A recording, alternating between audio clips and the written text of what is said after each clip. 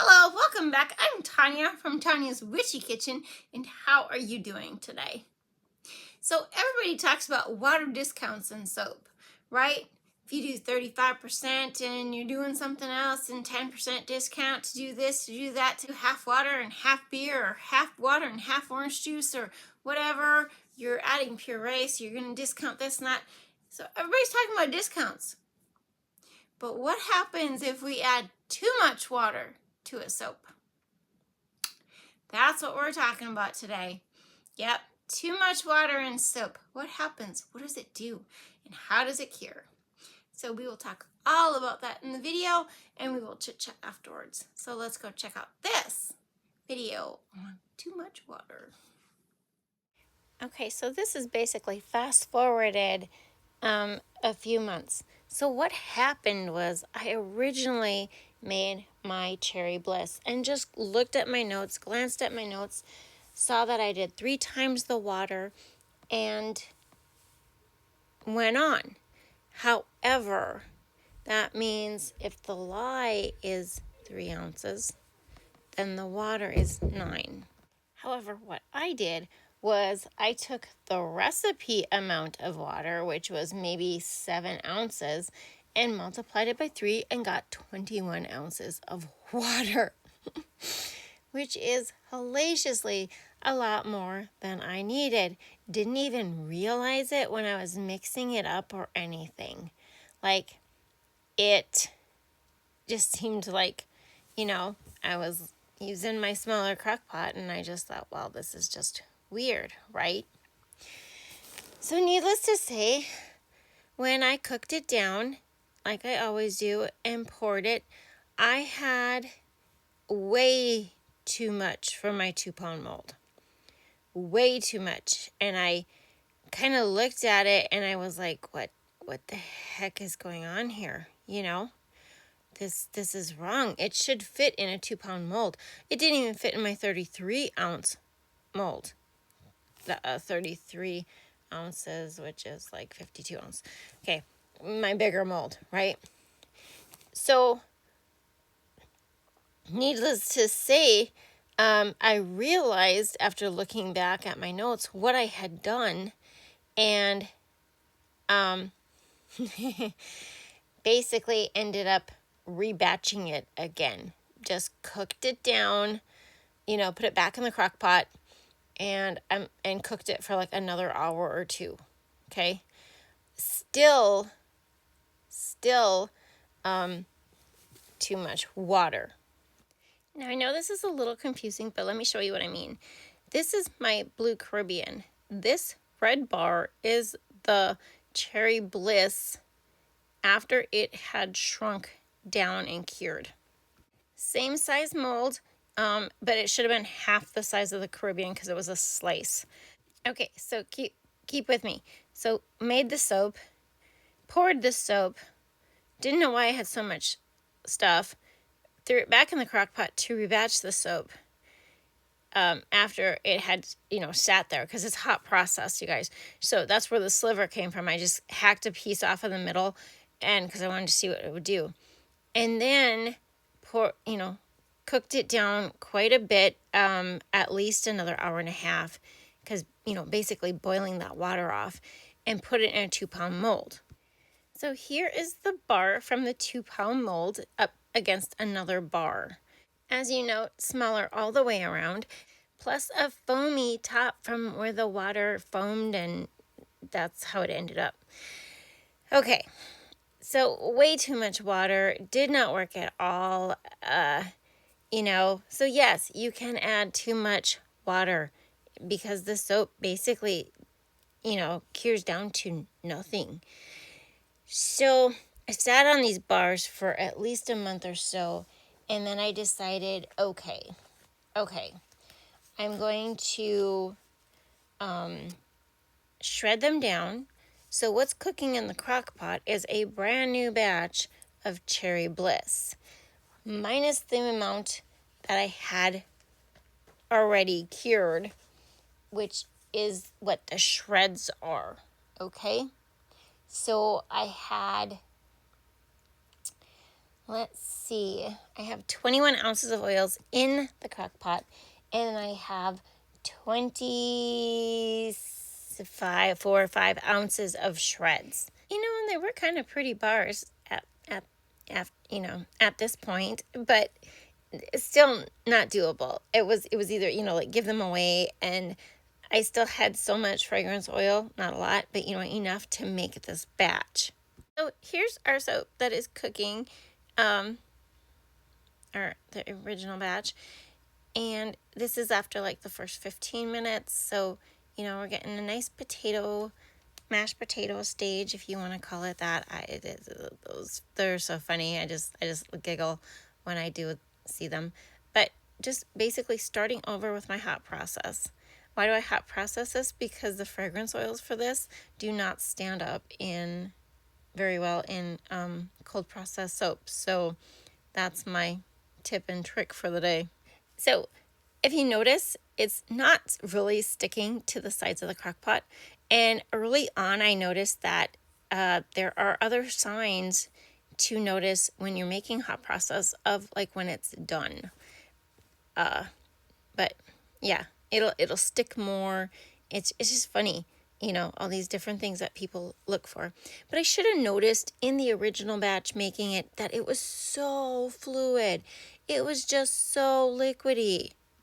So now once it's hit the glycerin stage and I feel it's all done, because it's cold process, it'll finish if it's not done, people.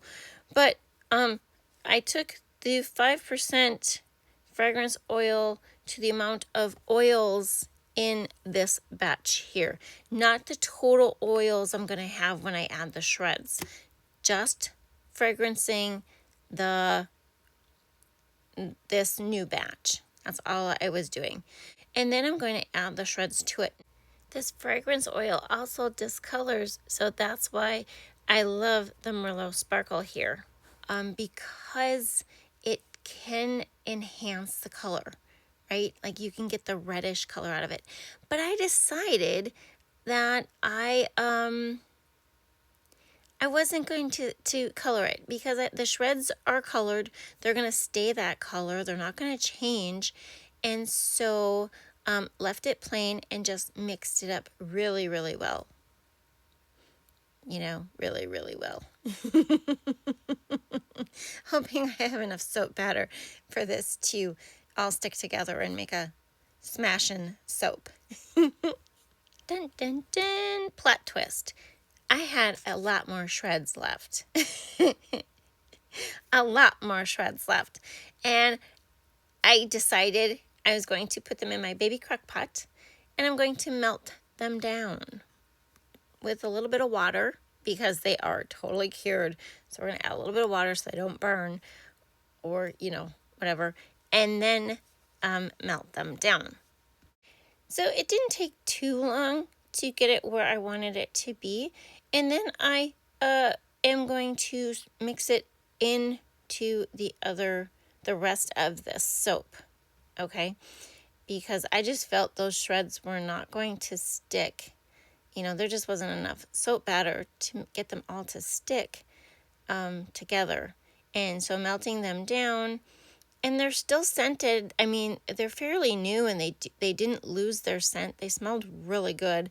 And so that's my process right now, is just to get it mixed up as best as I can. And then for putting in the mold, maybe I should have just let it sit in the crock pot for a little bit longer, but it was very doable. It was, as you can see, it goes in there fairly decent. I can squish it down, right? So as I'm doing this, I'm thinking this ain't so bad. This is fairly decent. This is pretty good. I can work with this. And that's why I don't understand why people freak out on the forums of YouTube, of not YouTube, Facebook. They're always like, "Oh my gosh, what did I do?" And it's like, look at your notes. What did you do? What do you think you did? Simply put, what do you think you did? Because it's all in there if you keep good notes. And you can always, always fix your soap somehow. If it's lye heavy, rebatch it and add more oils. If it's oil heavy, rebatch it and correct your lye water. You know, there's always, almost always a way to fix it, even if you add too much water. But oh my gosh, this is hellacious. This is like the ugliest soap I have ever made. Literally. Like, oh my gosh. Oh, the inside's not so bad. The inside's kind of cool. You know, it is going to darken. All that white will darken to a darker color. So I think the original is like a brown with the red cherry, you know, like a chocolate covered cherry, but not quite. But it looks a little, oof, you know. I mean, but what this would be a perfect soap to felt. It really would, if you do any felting. That's a sneak peek of maybe possibly something coming up, but these are just ugly. Okay, so that little soap end, that's just the half, like my little like half soap, okay? And so what I'm going to do is I have this really cool scraper that I got with my spoons that I use a lot for a lot of crazy things. And I thought, what if I just smooth this out? Because it's, you know, it's set in the mold, and but it's not, I mean, you can still see it's pliable, okay? I cut it, it's pliable, yet, meaning maybe I can fix this so they're not so ugly. Possibly. And this knife works like slicker than anything I have ever used before. Now, for a few minutes, I did think of beveling them, but I don't own a bevel, and I'm just not that keen on, you know, perfecting the soap. Does that make sense how I said that? You know, it's like it is what it is. I mean, there are times when beveling is necessary, and if I would have thought of that before I cut it, I would have cut them bigger. I would have made them like 1.5 inches, and then I would have cut them on the sides, you know, but I didn't want to, and this was working actually really, really well, you know, so well that you're gonna be shocked. Here are the fragrance notes to these multiple rebatched bars. Here are the bars from the original set that cured, and look how small it is. This is the second time it was rebatched and it had the foamy top. Here are the bars right before I cut them. Here they are when they are cut. And here they are when they are totally cured. Talk about a different soap. Yeah, that was a total experience I was not expecting. In all these years, I have never had that happen. You know, I've forgotten to add the other third of the water, you know, or the other, like I was making, what was I making? I think it was the berry mimosas with the little clear ball and the swirl, and I forgot to add the grapefruit shandy to it, and it still worked perfectly. But yeah, but to have too much water in a soap, even though it was hot processed, you know, which helped a little bit, but you know, it's crazy. Yeah, but anyway, how is your summer going?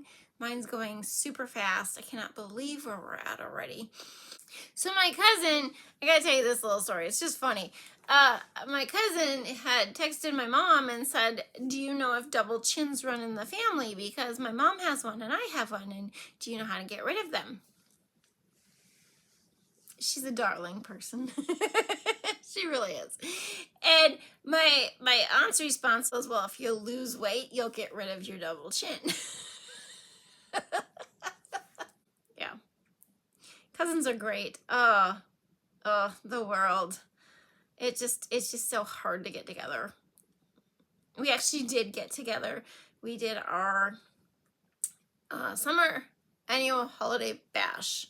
We always did it where my mom lived, and so, but I think we're gonna pass that baton on to my brother because he's got a great yard with good grass, you know, where you can play games and stuff like that. And I think it's just so important because everybody has fun. Everybody's like, oh, I haven't seen you in forever, you know? So it's kind of like we see it at Christmas and we see it at the bash. If only we can plan for it. It doesn't always work out with everybody. Everybody's so busy, but I miss those days, you know, where, you know, families got together more, but that's how it is. But anyway, I will give you 3 things to take with you. Dream big. Be true to you, and you are worth it. And as always, I hope you had a good time. Thank you for dropping by, and I will see you next time. God bless.